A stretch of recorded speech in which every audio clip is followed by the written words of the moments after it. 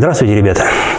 Меня зовут Шафнер Данил Евгеньевич, и сегодня мы с вами начинаем изучение нового для вас предмета, пожалуй, одного из самых важных, интересных, ну и, конечно, сложных предметов в школьном курсе – это физика, конечно. Впрочем, новым для вас он является лишь условно. На самом деле, за 2-3 года жизни каждый ребенок проходит достаточно солидный курс физики, сам того не подозревая. Но действительно, каждый ребенок знает, что игрушка падает вниз, скажем, огонь обжигает, снег холодный. Но вот эти сведения, полученные в детстве, ну и в дальнейшем полученные, будучи взрослым человеком, еще не образуют науки. Дело в том, что такой же опыт есть и у животных, да? Так, вот что же такое физика? Сегодня мы поговорим о том, что изучает физика, каковы методы познания этой науки, ну и, соответственно, поговорим о некоторых терминах, словах, специфических терминах, которые мы часто будем употреблять в разговоре на уроках. Итак, дело в том, что физис – это слово греческое. Физис в переводе с греческого означает «природа». Ну и, конечно, первое, что приходит в голову, что физика – это наука о природе. Конечно, это почти что правильно. Дело в том, что когда детей спрашивают, что такое природа, многие начинают говорить, это обязательно должен быть лес, речка, цветы, ягоды, грибы. То есть природа, в общем-то, воспринимается с тем, что мы видим, когда мы выезжаем отдыхать, скажем, с родителями, или с друзьями. На самом деле для физика понятие природы более общее. Дело в том, что и камень, и ржавый гвоздик, и планета, и галактика, и звезды – это все природа. То есть природа понимается, что в более общем смысле. Так вот, я бы предложил такое определение, что физика – это одна из основных естественных наук, в которой изучаются законы неживой природы. Вот почему одна из? Какие еще науки о природе существуют? Это, конечно, география. Наука о Земле, да, Земля – это тоже природа. Биология – это как раз наука о живой природе. Это тоже, естественная наука. Химия – наука о строении вещества. Астрономия – наука о движении, развитии, происхождении небесных тел. Это все тоже природа, это все естественные науки. Но физика в большей степени занимается именно неживой природой. Так, и соответственно что? Когда зародилась наука, когда она появляется? Точно сказать, наверное, будет сложно, потому что еще наши далекие предки в результате длительной борьбы за существование пытались познавать природу. И те, кто лучше понимал окружающий мир, тех было больше шансов выжить в борьбе за существование. И именно человеческий мозг оказался более мощным оружием, чем, скажем, зубы и клыки диких животных. Да? И поэтому, соответственно, человек выжил в этих ситуациях. А первые попытки как-то систематизировать знания древних появляются у философов Древней Греции. И поэтому считается, что именно зарождение науки происходит именно там. Наверное, всем вам известны такие имена знаменитые, как Аристотель, Сократ, Архимед, Демокрит. У нас на Востоке, это, конечно, наш великий ученый и пропагандист науки Абу-Наср аль-Фараби. Но, кстати говоря, именно слово «физика» относится, что именно это слово придумал Аристотель. Поэтому именно они считаются основателями науки, если можно так сказать.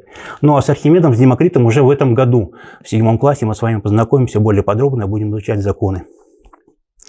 Итак, как же физикам удается разобраться в таком огромном количестве элементов природы? Дело в том, что физики занимаются изучением физических явлений и взаимосвязи между этими явлениями. Что такое физическое явление? Как мы это понимаем? Любое изменение, которое происходит в природе, называется физическим явлением. И таких видов таких явлений можно выделить, наверное, 6 видов. Я назову эти виды. Механические явления, тепловые, электрические, магнитные, световые, и звуковые. Конечно, о каждом можно сказать несколько слов. Хорошо бы, конечно, это и показать еще, но я думаю, что те учителя, которые будут у вас продолжать вести физику, они вам об этом более подробно расскажут. Скажем, механические явления, самые важные, пожалуй. Это явление, любое явление, связанное с движением. Движение небесных тел, движение, скажем, ветра, движение реки, движение крови в наших кровеносных сосудах, движение камня, самолета – это все механические явления. Или, скажем, тепловые явления. Это явление связано с изменением температуры. Вот поменялась температура воздуха, значит, на улице, да, сразу меняется и погода, потом может поменяться климат. А если у нас температура на 2-3 градуса изменится нашего тела, естественно, мы сразу почувствуем недомогание и, соответственно, что сразу будем чувствовать себя неважно. Ну, а, соответственно, даже и человек может погибнуть, когда слишком резко изменится температура. Так, ну и так далее. Ну, световые, скажем, явления с движением света. Значит, да, свет от источников естественных или там, искусственных попадает на разные объекты, отражается и, значит, попадает нам в глаза, да, вызывая какое-то зрительное ощущение. Звук – это то, что вот вы слышите сейчас меня. Значит, да, соответственно, что когда мы говорим, мы вызываем какие-то колебания звуковые, они достигают наших ушей. Это все явления. Так вот, главная цель, значит, физики, науки, значит, да, это найти взаимосвязь между этими явлениями, найти какие-то закономерности и, соответственно, создать какие-то физические законы. Поэтому вот следующий момент, который мы сейчас с вами рассмотрим, это методы познания. Методы познания вот именно физики. Вот как физики добиваются, создают свои физические законы. Ну, схему можно было, конечно, нарисовать, значит, да, но я лучше так вам ее скажу. Так вот, значит, что, с чего все начинается? Считается, что главным источником физических знаний является наблюдение наше и опыты, если так говорить коротко. Но на самом деле давайте попробуем развернуть. Ну, вот, скажем, наблюдение, да, идя на работу, идя в школу, вы, значит, видите самые разные вещи. Значит, и, соответственно, что у вас в голове складывается какое-то, значит, свое мнение по поводу того или иного явления, значит, да, свой какой-то опыт. Ну, скажем, падение разных тел, значит, да, спроси вот любого ребенка, значит, да, какое тело упадет быстрее, скажем, яблоко, значит, да, железный шарик, значит, да, или листок бумаги. Ну, любой скажет, конечно, значит, железный шарик, да, листок бумаги упадет, значит, соответственно, позже. Ну и, соответственно, что вот на основе этих наблюдений выдвигается какая-то проблема. Значит, да, вот что, как зависит, допустим, скорость падения или ускорение падения, значит, да, от массы тел. Ну, дальше на следующем этапе выдвигается какая-то гипотеза. Вот мы предполагаем, допустим, значит, да, что чем больше масса, тем, соответственно, быстрее падает камень, значит, или данное какое-то тело. Так ли это? Вот для того, чтобы эту гипотезу принять за основу, мы должны эту гипотезу проверить на опыте. Ну и, соответственно, что? Вот если вот есть такой замечательный опыт, значит, с трубой Галилея, значит, да, где находится и шарик, значит, да, там дробина какая-то свинцовая, кусочек пенопласта и перышко. Вот когда из этой трубы откачать воздух и резко перевернуть, то все эти три объекта действительно падают одновременно. То есть, получается, масса, оказывается, тут ни при чем. То есть, любая гипотеза, она должна проверяться на опыте. И, соответственно, когда уже ваш опыт подтвердит выдвинутую вами гипотезу, на основе этого создается уже какой-то физический закон. Закон природы. Ну, а 2-3 закона, это, соответственно, что? Уже возникает какая-то физическая теория. Вот, скажем, теория тепла, термодинамика. Значит, там в старших классах вы будете изучать, значит, 3 основных, значит, закона. Значит, да, электродинамика, значит, да, теория движения электрических частиц. Значит, там тоже, значит, несколько законов, которые лежат в основе вот этой научной теории. Ясно, да? То есть, получается, сначала наблюдение, потом, значит, что? Проблема какая-то, которая нас интересует, выдвижение гипотезы, проверка этой гипотезы на опыте, потом что? Уже какой-то физический закон. Закон природы, как мы его называем. Так, поехали дальше. Ну и, соответственно, говоря о, значит, законах, значит, да, часто физики применяют некие специфические термины.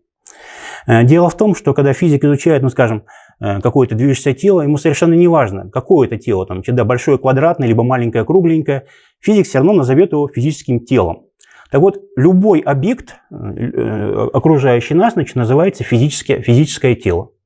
Ну вот, скажем, тело – это вот доска, значит, да, тело – это, значит, класс, в котором вы сидите, значит, дом, земля, значит, да, это все примеры физических тел. Ну, а, соответственно, вещество – это уже вид материи определенного свойства, и то, из чего состоит физическое тело. Вот, скажем, доска – это физическое тело, а стекло, из которого оно сделано, это уже будет вещество. То есть, получается, вот такие вещи. Значит, или, скажем, ну, не знаю, парта – это физическое тело, дерево – это будет вещество, из которого оно сделано. Ну и, наконец, более общий момент, значит, да, это материя. Дело в том, что материя, значит, это совокупность всех окружающих нас веществ и тел, Значит, да, все, что находится во Вселенной, значит, да, все, что заполняет Вселенную, окружающую нас, значит, да, это все материя. Ну и надо будет добавить, что материя, она может существовать в двух ипостасях, так сказать, значит, да, в двух видах. Это в виде вещества, это то, что как раз можно непосредственно потрогать, осязать и так далее.